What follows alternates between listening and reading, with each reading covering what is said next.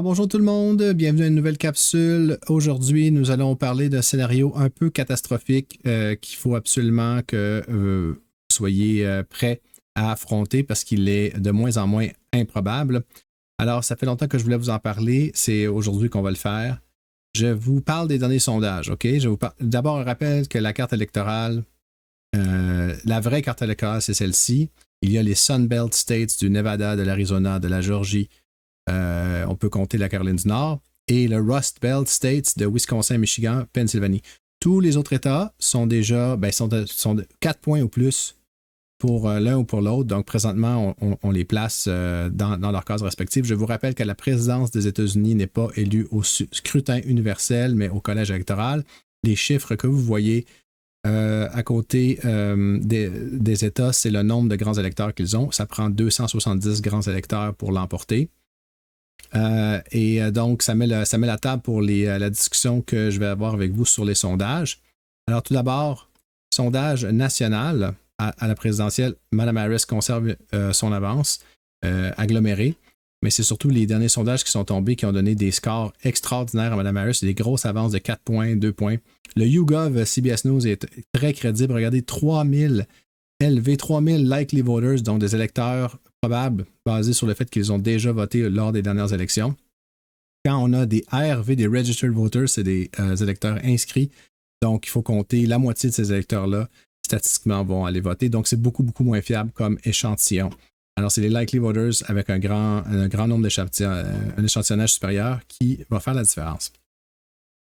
Et on voit des avances colossales là, pour Mme Harris. Donc, jusqu'ici, tout va bien. Comme on l'a dit dans le film La haine de Mathieu Kassovitch, que je ne saurais assez vous recommander.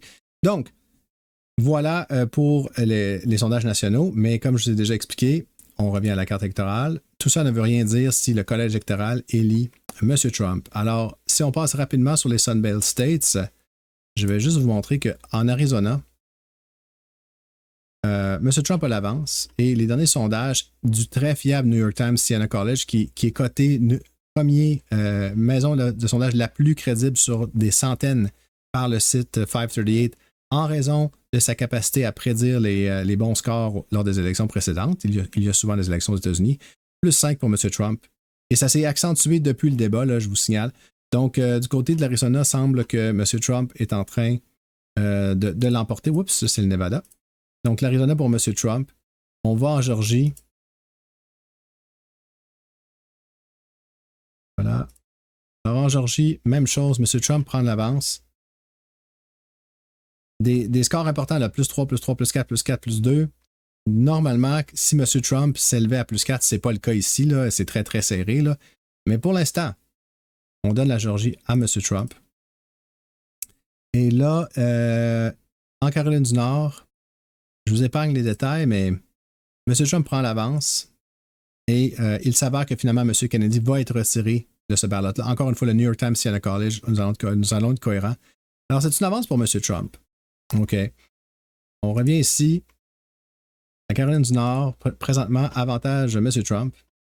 On va juste maintenant passer au Rust Belt State. Je l'ai fait dans un certain ordre pour que vous compreniez bien pourquoi je vais prendre la décision que je vais prendre. Wisconsin, une avance de 1,8 points pour Mme Harris. Les derniers sondages lui donnent un immense avantage. Il y a un petit plus 2 ici de M. Trump pour The Hill, qui n'est pas rien. Merchant College, très fiable comme maison de sondage. Mais pour le reste, ce sont des assez gros avantages. Et lorsqu'on compile tout ça, ça donne un avantage à Mme Harris assez net. Wisconsin va à Mme Harris. On va ensuite voir le Michigan.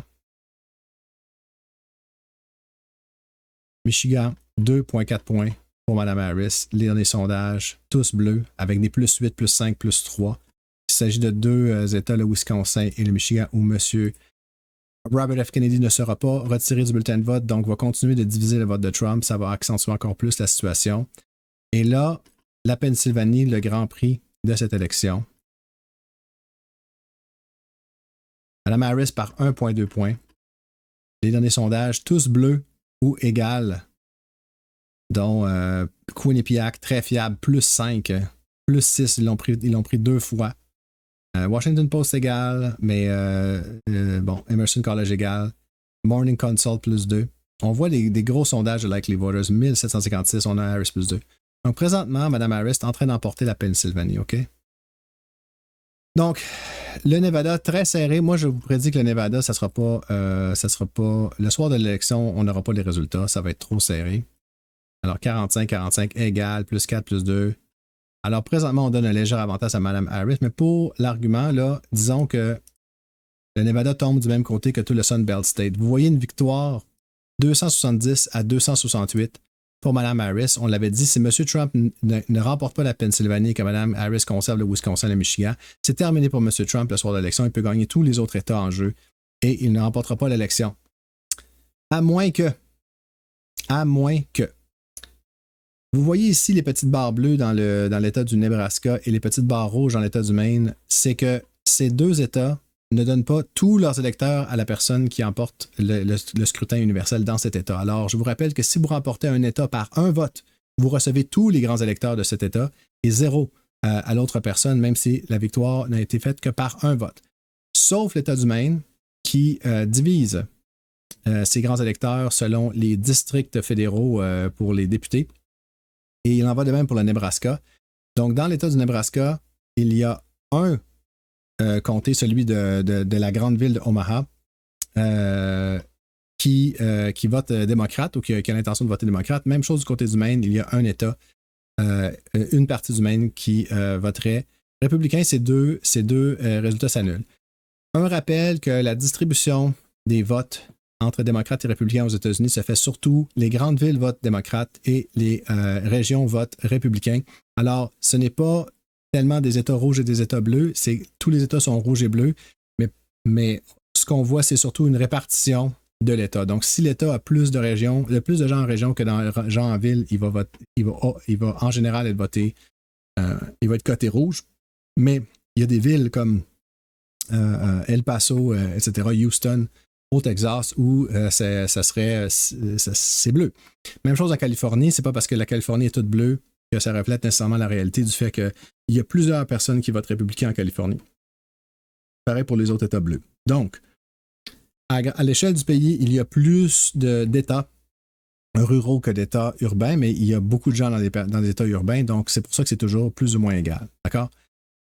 Alors, il se passe quelque chose par les temps qui courent, et ça vaut la peine d'en parler. M. Trump et son équipe poussent la législature du Nebraska à cesser de diviser leur vote et d'accorder à l'entièreté des députés, des grands électeurs à la personne qui remporte l'État. Même si on est à quelques semaines du vote, ils mettent cette pression. L'équipe de M. Trump, le sénateur Lindsey Graham de la Caroline du Sud est allé dans l'État de Nebraska, mettent beaucoup de pression sur la législature du Nebraska pour changer ce qui pourtant fait des décennies qui fonctionne de cette façon. S'il fallait qu'ils réussissent leur coup, à ce moment-là, on aurait le Nebraska qui deviendrait entièrement rouge et ça ferait basculer l'élection une courte victoire pour Mme Harris à une égalité parfaite. Alors, quelles sont les vraies chances que cela se produise? Eh bien, il y a 49. Alors, le Nebraska, les États étaient libres de choisir s'ils avaient une chambre ou une chambre et un Sénat à l'échelle, c'est-à-dire à l'image des États-Unis. Mais voyez-vous, le Nebraska n'a qu'une seule chambre et cette chambre ça s'appelle le Sénat. Donc, les gens qui sont élus à cette chambre sont des sénateurs. Je vous souligne qu'il n'y a pas de parti reconnu au Nebraska qui complète encore plus la donne. Si on regarde la composition de cette chambre, on compte 33 républicains et 15 démocrates et un indépendant. Pourquoi est-ce que c'est important? C'est parce que une majorité n'est pas suffisante dans cette situation. Une majorité absolue doit survenir pour être capable d'organiser un vote de force sur quelque chose d'aussi important que ça à aussi courte échéance. Alors, les républicains, il y en a 33 et ça en prend 33 au niveau du Nebraska. Donc, s'ils le voulaient, ils pourraient convoquer une réunion et changer immédiatement ce système avant l'élection pour pouvoir provoquer cette égalité statistique. Et l'ennui avec les républicains, c'est qu'un de ces républicains, un des 33 républicains, est en fait un ancien démocrate qui a changé de côté. Il avait changé de côté parce que il était contre l'avortement, avait voté pour créer ce bloc de 33 votes pour interdire l'avortement passé la 12e semaine. Et là, j'ai certains auditeurs qui en seraient fort contents parce que c'est leur chiffre magique. Donc, M. Patrick Feit, vous seriez content. Mais ce faisant, donc, il a permis la majorité absolue qui était nécessaire. Autrement, le parti minoritaire peut filibusterer, ça veut dire empêcher par voie dilatoire la législature de tenir ce vote. Alors, puisqu'il avait fait ça, M. McDonald avait été expulsé du parti, ou en tout cas avait été sanctionné par le parti, et avait choisi de devenir républicain. Par contre, M. McDonald, qui est un homme de sa parole, parce qu'il avait promis de voter de cette façon, et qui, en passant, aurait des ambitions de devenir maire d'Omaha, le district en question, le district bleu, dans cette mer de rouge qu'est le Nebraska, a mentionné qu'il n'avait aucune intention, a dit très, très, très, très clairement qu'il n'allait pas voter en faveur de la motion pour réunir la législature et tenir ce vote. Donc, ça veut dire que, pour l'instant, le Nebraska va rester tel qu'il est, c'est-à-dire rouge, avec un îlot de bleu. Là, je crois que je n'ai pas bien choisi mon...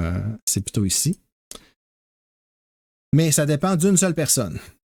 Donc, si ce monsieur décidait de changer d'idée, s'il était sujet à pression, le Nebraska pourrait changer ça, faire basculer l'élection. Je vous signale que le salaire de ces gens est 12 000 $ par année avec un per diem. Alors, vous savez que c'est pas un gros salaire, c'est, exposer beaucoup une personne à la tentation. Il y a plusieurs façons dont on pourrait convaincre, si pas lui, quelqu'un d'autre du côté démocrate. Par contre, les démocrates affirment avoir suffisamment de colonnes vertébrales pour tenir leur bout sur cette question, comprennent très bien que l'entièreté de l'élection présidentielle américaine, Kamala Harris, Donald Trump, la théocratie d'un côté, le mondialisme de l'autre, le pire cauchemar de l'un, le pire cauchemar de l'autre, la Terre au complet retient son souffle, tout pourrait dépendre du petit vote ici du Nebraska, le 2e district du Nebraska, qui est un petit État, là, qui est en termes peut-être pas de superficie, mais de population. Et que tout le sort du monde occidental pourrait dépendre de la capacité à M.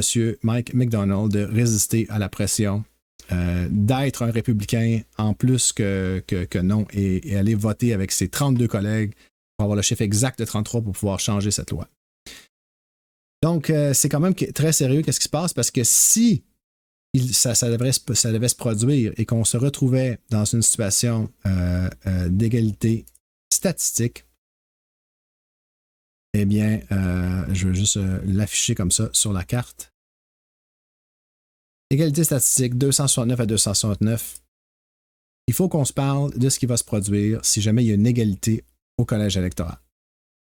Alors, j'ai fait, je vous rappelais le contexte ici de M. McDonald. J'ai sorti, c'est le 12e amendement de la Constitution et le 20e amendement de la Constitution américaine qui s'applique. Donc, j'ai mis à profit mon barreau de New York et mes études en droit pour vous sortir cet amendement et vous l'interpréter aujourd'hui. Je tiens à vous dire que une fois le collège électoral élu, donc une fois l'élection présidentielle terminée, il y a 2 autres étapes. La première étape, c'est le collège électoral lui-même. Les grands électeurs doivent se réunir et inscrire leur vote. Et par la suite, le 6 janvier, on s'en souviendra, la Chambre, en fait le Congrès se réunit pour certifier le résultat du vote. Donc, c'est supposé être un vote procédural, c'est cérémonial, ce n'est pas supposé être un endroit où quoi que ce soit se décide le 6 janvier. Mais le collège électoral, c'est véritablement un endroit où le vote s'exerce parce que les grands électeurs sont souvent techniquement libres de voter pour quelqu'un d'autre que celui qui a obtenu la majorité absolue dans leur État. Seulement la moitié des États environ ont des lois les obligeant à faire cela. Donc, les grands électeurs sont libres.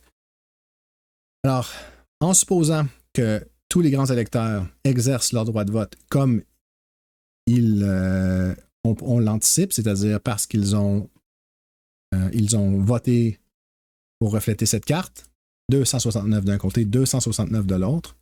Alors, le 6 janvier, on constate lors de la lecture des votes qu'il y a eu égalité. Et là, les mécanismes prévus à la Constitution s'enclenchent.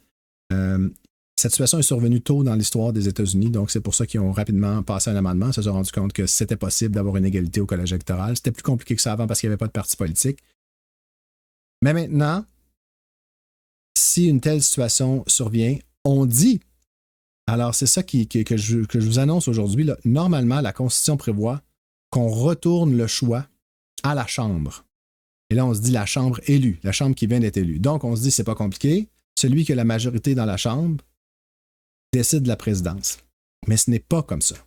Ce n'est pas comme ça que ça fonctionne. C'est-à-dire, il y a une nouvelle qualification et c'est une autre instance du règne de la minorité aux États-Unis.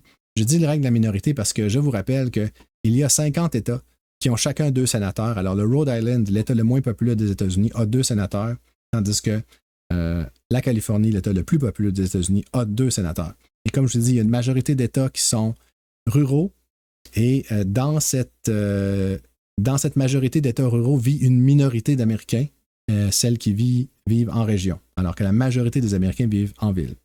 Donc, on se retrouve souvent dans une situation où le Sénat est contrôlé par un parti qui n'a pas la majorité du peuple et aussi avec le phénomène du trucage des limites politiques de la Chambre.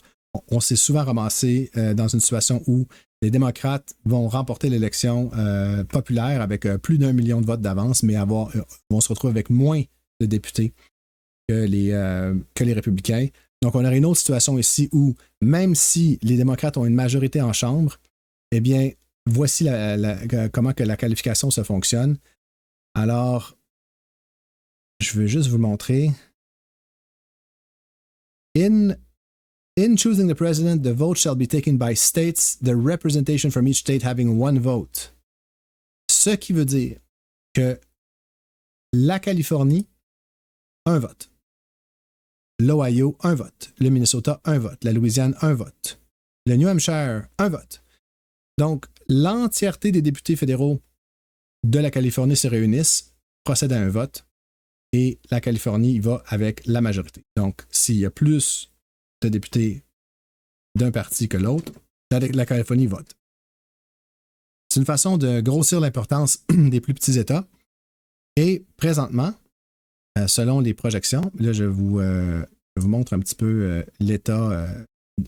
Ça, c'est une carte très précise ici, là, qui parle de... Je vais juste m'assurer que vous la voyez bien. Vous la voyez plus ou moins bien, mais on va vivre avec. Donc, c'est une carte ici qui montre la majorité des États qui l'obtient. Alors, présentement, les démocrates sont prédits d'obtenir entre 17 et 19 États majoritaires à la Chambre, tandis que c'est 28 à 30 du côté républicain, avec quelques États trop serrés pour pouvoir prédire correctement. On les a ici État par État. Moi, je les ai regardés État par État, là, puis je vous le dis tout de suite, il n'y a aucun scénario dans lequel les démocrates peuvent avoir une majorité. Donc, nécessairement, s'il y a une égalité, ce sont les républicains qui l'emportent. Ils vont être capables de, avec leur délégation en nombre supérieur, imposer leur candidat, même si le candidat a perdu l'élection populaire, le scrutin populaire, même si eux-mêmes, leur délégation de chambre au total a reçu moins de votes que la délégation de chambre de l'autre côté. Alors, voilà comment on peut se retrouver dans cette situation. En ce qui concerne la vice-présidence, de façon intéressante, c'est la même chose, mais c'est plutôt le Sénat. Donc, le Sénat choisit le vice-président. The Senate shall choose the vice president. Et on peut se retrouver dans une situation où le Sénat élirait je ne sais pas moi, le vice-président des démocrates et la Chambre, le président des républicains. Donc, cela est possible. Si jamais, parce qu'il y a un terme très, très, très important, là, une majorité de tous les États sera nécessaire pour avoir ce choix, ce qui veut dire que ce n'est pas une pluralité, c'est bien une majorité. Donc, on revient encore à cette carte ici. s'il fallait que les républicains n'obtiennent que 25 États, et même si les démocrates en avaient moins et que le reste était à égalité, parce qu'on dit bien que s'il y a une égalité, cet État ne vote pas. Mais s'il y avait 25, les républicains, ce ne serait pas suffisant car la Constitution prévoit qu'il doit y avoir une majorité des États. Donc, ça veut dire 26. Ce qui rend la course encore plus, évidemment, serrée et intéressante. Mais je vous l'ai dit, là, j'ai regardé attentivement ici 270 to win. Hein? Vous allez voir, vous pouvez voir le House Forecast État par État. Donc, je ne vois pas comment la situation pourrait se produire, mais il est intéressant de noter que si c'était le cas, les républicains auraient besoin de 25. Mais il y a une autre petite clause que je n'ai pas vu personne d'autre mentionner. Je crois que c'est parce que c'est une technicalité, mais quand même. Alors, on mentionne qu'un quorum pour élire le président dans la situation que je vous ai dit sera une majorité des 2/3, sera le 2/3 des États représentés. Et la même chose, la majority of the whole number shall be necessary to a choice. Et aussi, quorum shall consist of 2/3 of the whole number of senators. Voulant dire, si l'un des deux partis voulait paralyser le processus, comme dans ce cas-ci, les démocrates, pourraient ne pas se présenter lors de ce vote et ou envoyer suffisamment seulement une ou deux personnes pour soulever le point que le quorum n'a pas été atteint et paralyser l'instance. C'est pas pour rien, c'est marqué dans la Constitution, c'est un amendement de la Constitution, c'est très très clair. A quorum for the purpose shall consist of 2/3 of the whole number of senators. Donc pas 2/3 des sénateurs présents, 2/3 du total de sénateurs qui est de 100. Donc ça prendrait 67 sénateurs. Aucun scénario au Sénat ne prédit, parce que j'ai oublié de vous dire que les républicains sont présentement donnés favoris pour remporter le Sénat par un siège ou deux. Il y a John Tester au Montana, on en reparlera. Mais présentement, les républicains sont donnés favoris. Ça prendrait quand même 67 sénateurs présents pour pouvoir valider, grâce à ce processus d'élection. Si on n'avait pas ça, et si les démocrates refusaient d'avoir le quorum, et encore une fois, je vous sors ça comme juriste, je n'ai pas lu ça nulle part dans aucune analyse, mais je lis le langage simple de l'amendement. Donc, si on se trouvait dans une situation où on n'était pas capable d'aller de l'avant, il y a le 20e amendement. Alors, si jamais, parce qu'on précise, je crois que c'est ici le 4e jour de mars. Donc, je vous rappelle que ceci commence le 6 janvier. Alors, si on vote et on vote et on revote, parce que ça dit on fait juste voter jusqu'à temps que quelqu'un stanne et concède l'élection. Alors, si rendu au 4e jour de mars, on n'a toujours pas un président choisi, alors le vice-président élu agira comme président. Mais là, il y a un problème, c'est que le vice-président ne sera pas plus élu comme on l'a vu, parce que si c'est bloqué, ça va être bloqué avec la technicalité du quorum. Et à ce moment-là, on n'a ni un vice-président ni un vice-président. Si cette situation survient, le 12e amendement n'a pas prévu de solution. Donc, le 20e amendement, on voit plutôt le fait. Alors, si jamais cette situation-là survient,